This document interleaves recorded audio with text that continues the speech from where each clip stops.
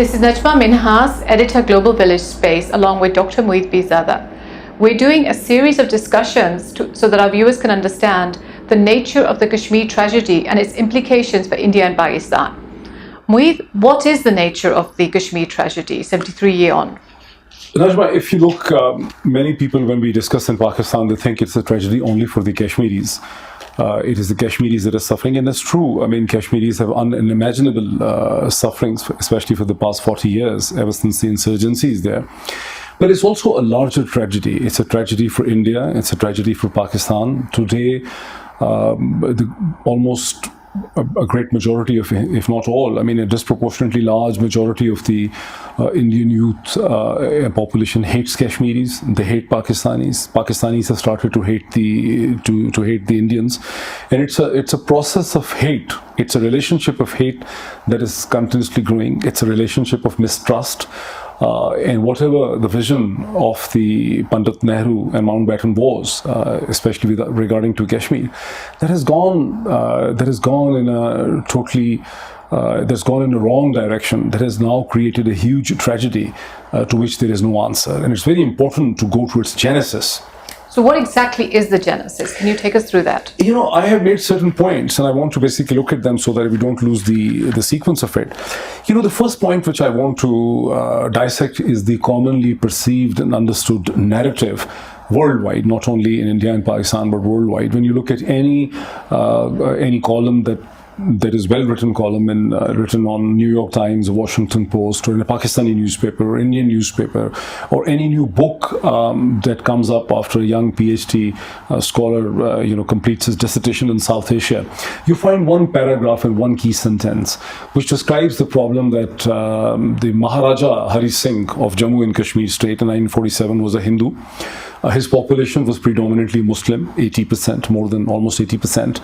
And then he had the option of joining both India and Pakistan. He was indecisive, he was hesitant, he wanted to stay independent. And one word that is used over there is that because his state was geographically contiguous to India and Pakistan. Well, it was contiguous, right? That is how India even today is able to go to Kashmir. That's not true. That's not true at all. I mean, this is the single most important point to understand, that the state of Jammu and Kashmir was not geographically contiguous to India. It was only geographically contiguous to Pakistan. It only became geographically contiguous to India when the Punjab district of Gurdaspur, with its 4 tehsils, Gurdaspur was awarded in Radcliffe Award to India on 16th of August 1947. This is a very important point to understand. So the political argument that the Maharaja had the option of joining both India and Pakistan, and subsequent India's military action or India's whole position is basically... So historically, what were the routes towards Kashmir? I mean, if you can give us some description of those. And there's, I also want to, yes, I can explain the roots as well, but before the roots, I want to address another important thing. If you look at the basic narrative, there are 2 points of it. That Maharaja wanted to stay independent. Whenever you look, every year there are pieces published from BBC to New York Times. So the Maharaja wanted to stay independent. This is such a false narrative. It has absolutely no basis in history, because when in the first week of May 1947, a meeting took place between Pandit Nehru, Jawaharlal Nehru, Krishna Menon, and Mountbatten, the option of any state or any province of British India staying independent, opting for independence, was taken off. Now, there is a background to that meeting. There was a partition plan that was prepared by Mountbatten, arrived on 27th March, probably in 1947. So throughout April, he had his meetings with the 11 governors of the British India, the 11 provinces, and with his civil servants, and with all key leaders of Muslim League, Congress, all across India, princely states. He had key meetings. And as a result of this, his staff and Viceroy's staff had prepared a partition plan. Did this include Menon at the time? Was Menon part of his staff? VP Menon, yes. VP Menon was part of his staff. He started his career as a clerk. He was a junior civil servant who by the time of 1947 was a key member of the Viceroy staff. He was the only key member, and the odd thing was this, that he was connected with Sardar Sardar Vallabhbhai Patel, and Muslim League had no insider in Viceroy's team of the level of VP Memon. But coming back to it, so the partition plan that was prepared with the input of the British governors and with the civil servants, and by talking to all the key leaders from Muslim League and Congress, was sent to London by Lord Ismay, who was Chief of Staff of Mountbatten, and on 2nd May or 3rd May, it was approved by the government of Prime Minister Attlee. Now, a strange thing happens. Mountbatten goes to Simla, which was the summer resort, and he does an odd thing. Against the advice of his team, the Viceroy's team, he invites Pandit Nehru to meet him and have dinner with him in Simla. So Pandit Nehru immediately arrives in Simla along with Krishna Menon. And Krishna Menon is very important. I'll explain you what his role in history is. So on the dinner, Pandit Nehru hands over the partition plan to Pandit Nehru. Sorry, Lord Mountbatten hands over. Lord Mountbatten hands over the partition plan that was approved by London to Pandit Nehru, that overnight you can have a look at it. And this was something which he did. I mean, his staff protested. So I thought the partition plan was actually being made by the Lord Radcliffe, and Mountbatten wasn't supposed to see this. This is not the correct impression.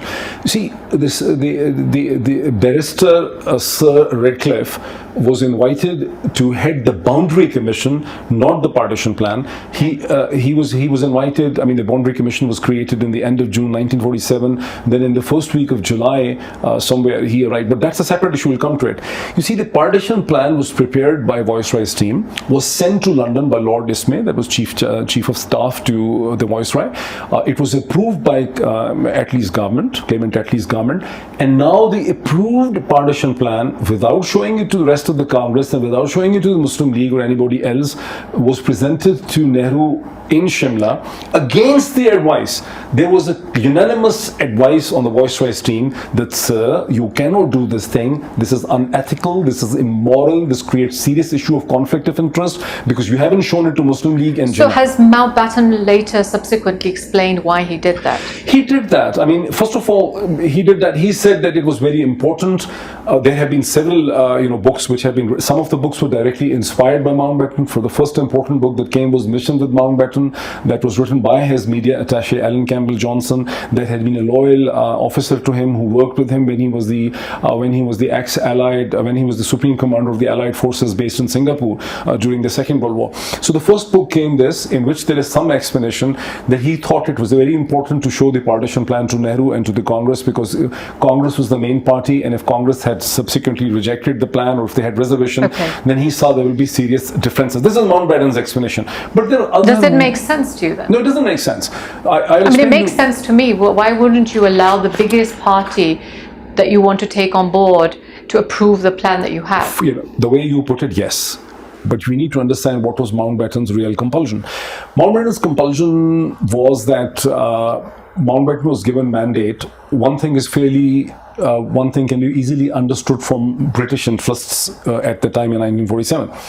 Mountbatten was told clearly that they want India to become a dominion as a member of the British Commonwealth. The British Commonwealth would have lost all its value, significance and importance if a country as large, India, would not have become part of the British Commonwealth. Right. So this is one compulsion Mountbatten had. But Mountbatten had another compulsion. When you ask the steps which Mountbatten did, Mountbatten had another compulsion. There is reason to believe that Mountbatten became a viceroy, and Field Marshal Wavell was kicked out of the Viceroy by Prime Minister Attlee in February of 1947 because Mountbatten was the Viceroy of choice for the Congress. I can explain you more. Hold on your question on that, but first let me explain what happened when Mountbatten presented the partition plan to Nehru. When he presented the partition plan to Nehru, Nehru takes up the partition plan to his room in Simla, and he and Krishna Menon pore over the plan. Next morning, it's a red-faced Nehru that meets Mountbatten, presents him a written objection, which basically says that, this partition plan approved by London, by the Prime Minister, is totally unacceptable to Congress. Congress. If this plan is not changed, we will come on streets, we'll protest against it. And the argument was this, that this plan, there was a clause in the plan. There was a clause inserted by the British civil servants and the governors, and the clause was this, that if a British province, for instance Bengal, or if a state like Hyderabad or Kashmir wanted to stay independent, and if the majority population and the minority population and the rulers can come on a consensus, the majority of the majority population and majority of the minority population, like Muslim and Hindu, right, in any state. For Hyderabad's majority population was Hindu, minority was Muslim. Kashmir's majority population was Muslim, minority was Hindu, right? So if the majority and minority can come to an agreement to stay independent in a state or in a province, for instance, Bengal, then the state has the option to stay independent. Nehru said, this means we will lose Bengal can become independent, we will lose Calcutta. This will mean Hyderabad will become independent, and this will mean Kashmir will become independent. So Nehru is the one who objected to the third option, which is you can stay independent. Exactly. Congress and Nehru made it clear that no British province like Bengal or no state like Kashmir and Hyderabad have the right to stay independent, and every constituent unit, whether it's a state or whether it's a British province, will only have two options. You can join either of the two dominions. So Congress said there can only be two dominions. The actual British plan could envisage several independent dominions, right? So it could be 10 states, it could be 5 states. Nehru said that means it's a fragmentation of the India. You came here to divide and rule. We're not going to accept this thing. So it blew off the mind of Mountbatten. Mountbatten, according to his own statement, which has been mentioned by Alan Campbell Johnson and also by the book Freedom at Midnight, that was inspired by Mountbatten, by Larry Collins, the American author, and the Dominique Lefebvre, the French writer, they say that Mountbatten was shaken out.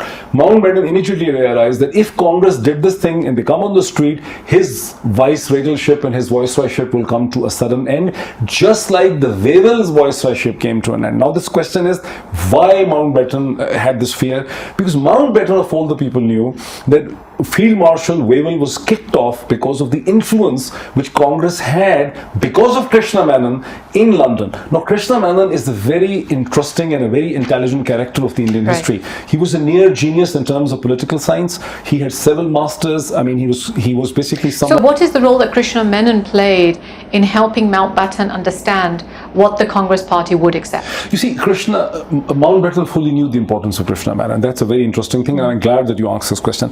Look, Krishna Menon is a very important character of Indian history of the 20th century.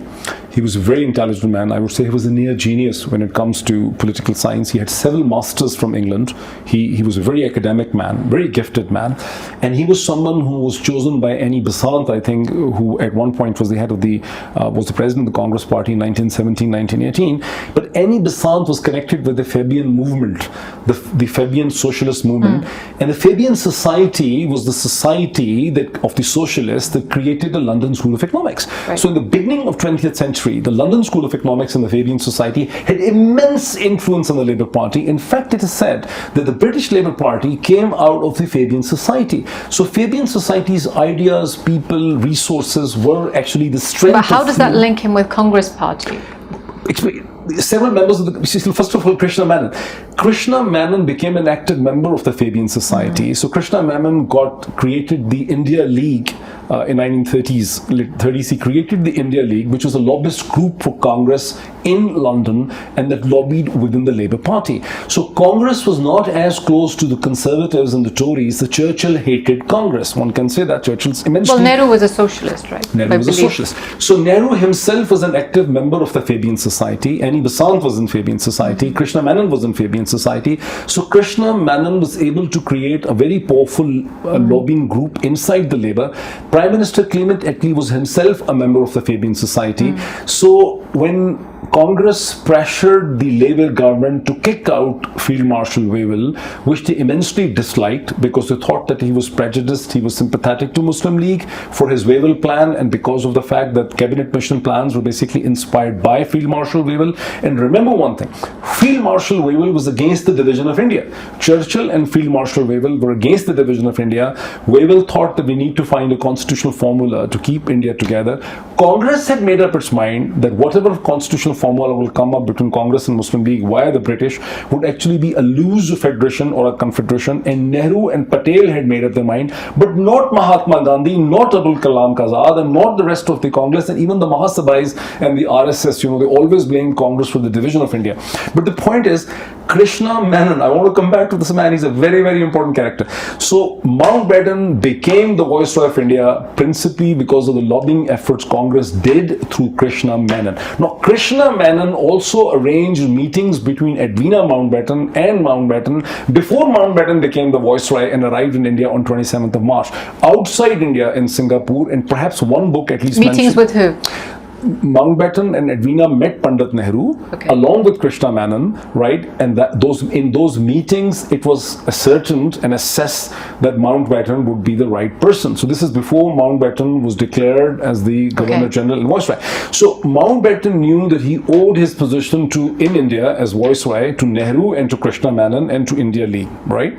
This is very important. Subsequently, Mountbatten and the Edwina and the Nehru also developed a very close and intimate relationship. That's a total different controversy, but the point is Mountbatten knew the significance and importance of Krishna Menon and Nehru vis-a-vis him, right? So he gives them basic. So in this particular context, to bring it back to the partition plan, what is the key role that Menon played then in the partition in Congress accepting the partition plan? No. Look, what happened was that good question, but I think let's stop. So the original partition plan, Nehru and Krishna Menon impressed upon Mountbatten in the first week of May that this original partition plan approved by London is unacceptable because of this clause of the independence. The same clause, which everybody said the Maharaja had the right to stay independent. So they said it's not acceptable. So Mountbatten, being very worried and realizing his viceroyship can come to an end because of this controversy, then requested Nehru and Krishna Menon to stay for one night more in Simla, right? And then he dictated, along with Nehru's input and Krishna Menon's input, a new partition plan which was typed by VP Menon, the other Congress mole inside the Viceroy's team. So the new partition plan, which was initially decided, initially the partition plan was to be given to Muslim League and Congress and to the Indian public on 17th of May 1947. Now Mountbatten had to get approval for the new plan. So the new plan was again sent to London, and now it became the famous date of the 3rd June. To say the partition plan of 2nd June or 3rd June, it was supposed to be the partition plan of 17th May. So the new partition plan made it very clear that no Indian state Raja Maharaja of Hyderabad and Deccan or Junagadh or anybody has the right to stay independent, whatever he may think about himself or his importance in history. This is all without the Muslim League knowing what's going on. Muslim League never knew about it. This whole thing Muslim League must have known afterwards, after several weeks or months, and things were moving so fast that even if they knew, they couldn't do anything about it. And I think many things about all this process was known when people started writing their books starting from 1948, 49 and onwards.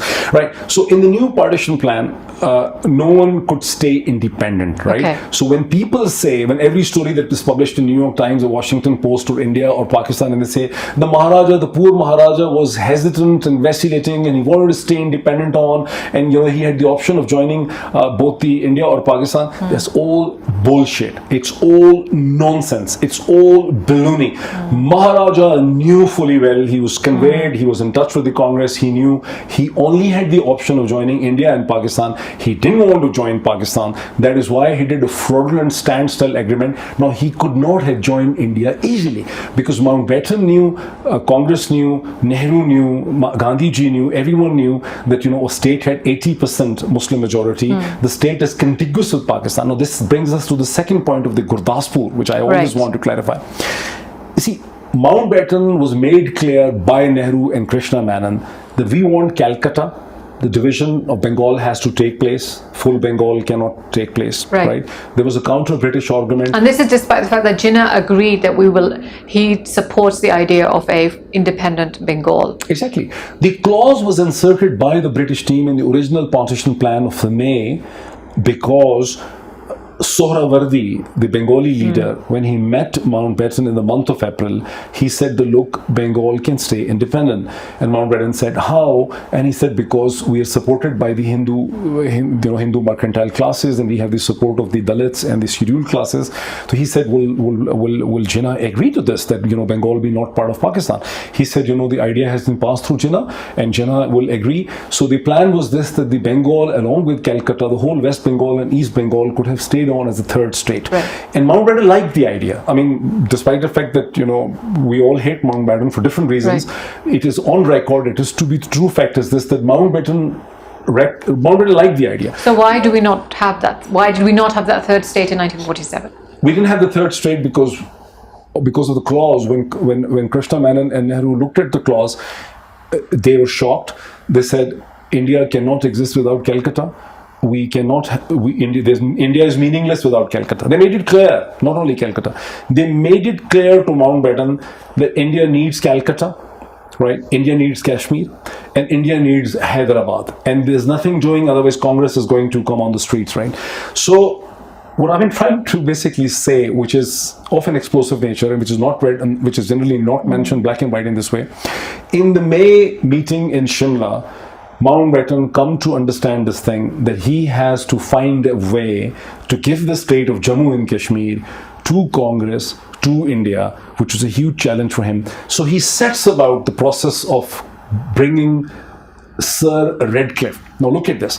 Now, when you ask about this nefarious meeting that was held between Menon, Nehru and Mountbatten, which was not approved by Mountbatten's staff, basically set the precedent for where we are today. It set the precedent for everything, because now the question is, people have seldom wondered, why should a barrister, Sir Radcliffe, who had never seen India, who was not interested in India, who had never set foot in India, who was not a cartographer, who had no understanding of the history, geography, politics, everything of India, in a typical British style of narrative shaping, he was called in and they said, we want to have a neutral man who's not familiar with India. He will head the Boundary Commission. But he just sat in Delhi in some room, apparently, according to all the books. He was sitting in Viceroy's home. So he could have sat in London. He was sitting in Viceroy's home. Was that the purpose of bringing him to India? I suspect no one has written in a black and white, but I've been reading the subject for the past 20 years. In the last 1 week, because of the August 5th,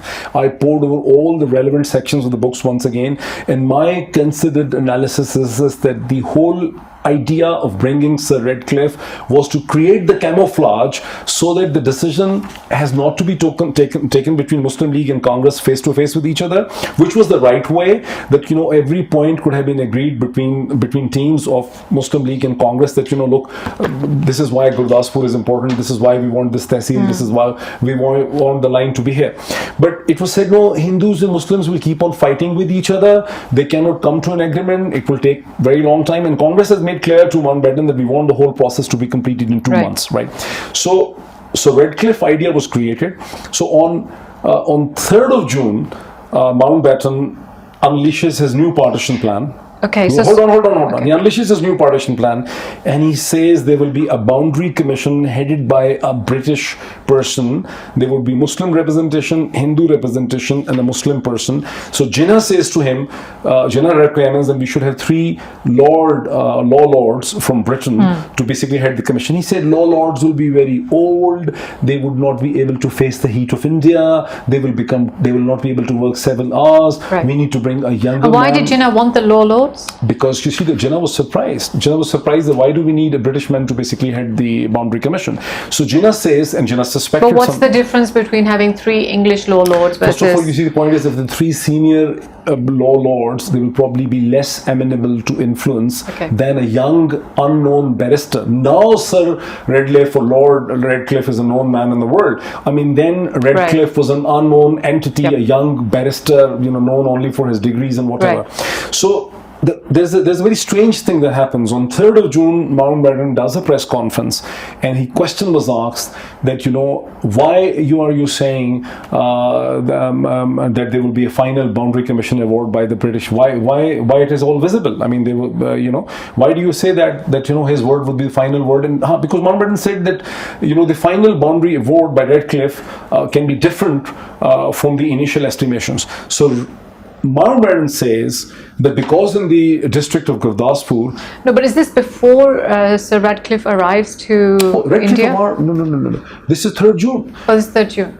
Sir Radcliffe So how is he announcing what's going to happen to Gurdaspur, or what might happen to Gurdaspur even before the boundary commission has even come? This is what's significant. This is what Chaudhry Muhammad Ali, the author of the book Emergence of Pakistan, who also remained as Prime Minister of Pakistan between 1955 and 56, raises the question that in this press conference, Mountbatten was asked that why do you need this person to make the final judgment when we already have, more or less. He said because, in response he gives the example, because in the district of Gurdaspur, Muslims are a very small majority. He said 0.8%. In reality, they had more than almost 50.8%. The Muslims were close to 52% in the district of Gurdaspur. It had 4 tehsils, Batala, Gurdaspur, Shakkargarh, and Pathankot. Pathankot, yes. And Pathankot had Hindu and Sikh majority, and rest of all the 3 tehsils are Muslim majority. But overall, the district had about 2% of the Muslim majority. But that is not significant. The majority is not significant. The point is significant, which Chaudhry Muhammad Ali notes, is that Mountbatten pointedly said because in the district of Gurdaspur, the award can be different because Muslim majority is very slim. Now, Muhammad Ali raises the question that how come such a busy Viceroy of India, who had no time even to go to toilet, could remember this particular district and its statistics, because Mountbatten knew, remember who Mountbatten is. Mountbatten was the ex-supreme commander of the Allied forces in Southeast Asia. He was essentially a military man on his life. He could understand very well that without giving the district of Gurdaspur to India, neither there is a political cause of the geographical contiguity for the state of Jammu and Kashmir, nor would there be a strategic possibility of India holding on to Jammu and Kashmir. So both political and when the tribals came, and then the Mountbatten immediately accepted the accession, the instrument of accession. Initial Indian troops did come by flight, like the first Sikh regiment of 329 soldiers. On the 27th of October. On 27th of October. But subsequently, according to Larry Collins and Dominic Lefebvre, almost close to 100,000 Indian soldiers, the British Indian Army, was inducted in the state of Jammu and Kashmir, and they all arrived thanks to Radcliffe's Award of Gurdaspur, because it was the old, abundant, disused, dusty road, which was used with the British Indian Army to enter the state of Jammu and Kashmir. They had absolutely no other access to enter, and the army had to come along with the motorized weapons, logistics, jeeps, trucks, and lorries. So I'll stop you here, because I think that it's become very obvious that without Gurdaspur and India receiving Gurdaspur, we wouldn't be in this scenario today that we are in Kashmir. So I think we need a series of further discussions just to understand this. So I'll stop you here. Thank you. Thank you.